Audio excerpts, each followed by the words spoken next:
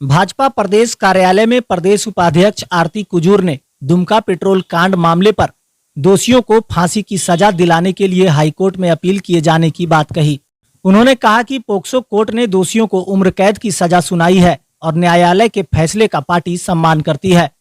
परंतु जिस प्रकार से दोषियों ने बर्बरता को अंजाम दिया, इसे देखते हुए दोषियों को फांसी की सजा मिलनी चाहिए।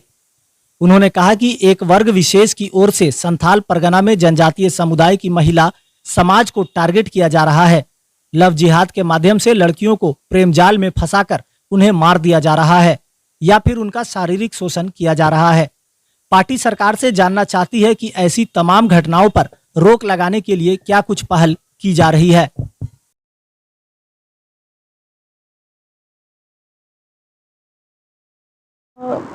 कल कोर्ट ने दुमका की जो चर्चित घटना थी, अंकिता हत्याकांड के जो आरोपी थे, उनको उम्र कैद की सज़ा सुनाई।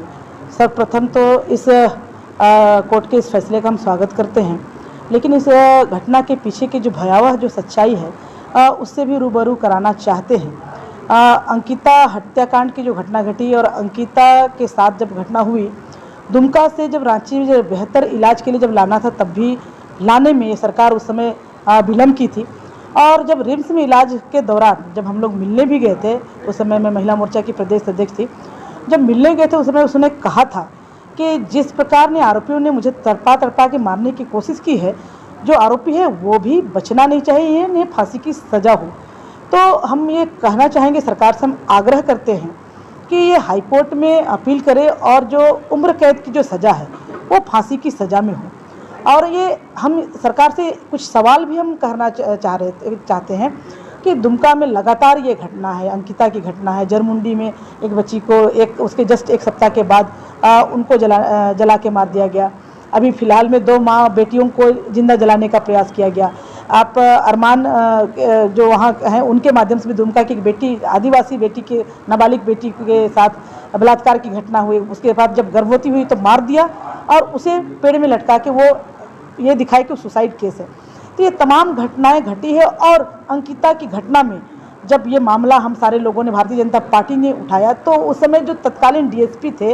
नूर मुस्तफ़ा, उसने जो आरोपी शाहरुख है उसको नाबालिग दिखाने के लिए उसके उम्र को कम किया और अंकिता को बालिग दिखा के वो उसको बचाने का उन्होंने षड्यंत्र किया। मैं सरकार से पूछना चाहती हूँ, वो डीएसपी पर क्या कार्रवाई हुआ जिसने कि उस आरोपी को बचाने का काम किया था, उनके जन्मतिथि पर छेड़छाड़ करके। दूसरी बात है कि बाकी इतनी जो घटनाएं हैं, संध्या टोपनो की जो घटना जिसमें कि मवेशी तस्करियों ने उसकी हत्या कर दी,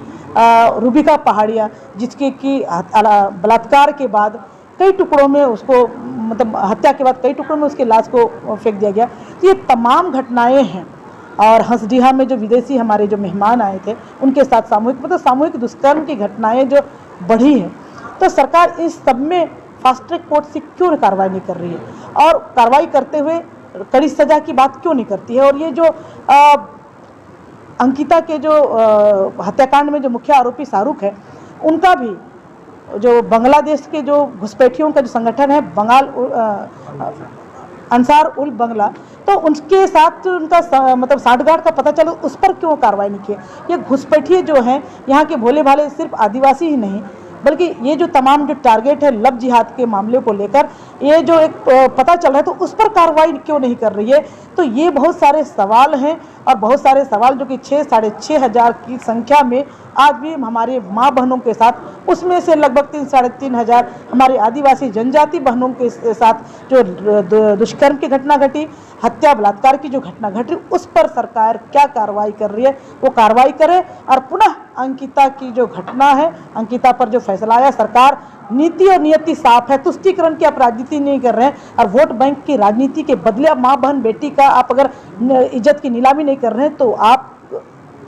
हाईकोर्ट में इस केस पर सजाए मौत, फांसी की सजा के लिए आप प्रोसीड कीजिए। ये हम आप प्रेस कॉन्फ्रेंस के माध्यम से कहना चाहते हैं। चाहे वो किसी भी समाज के किसी भी समुदाय के साथ करती हो,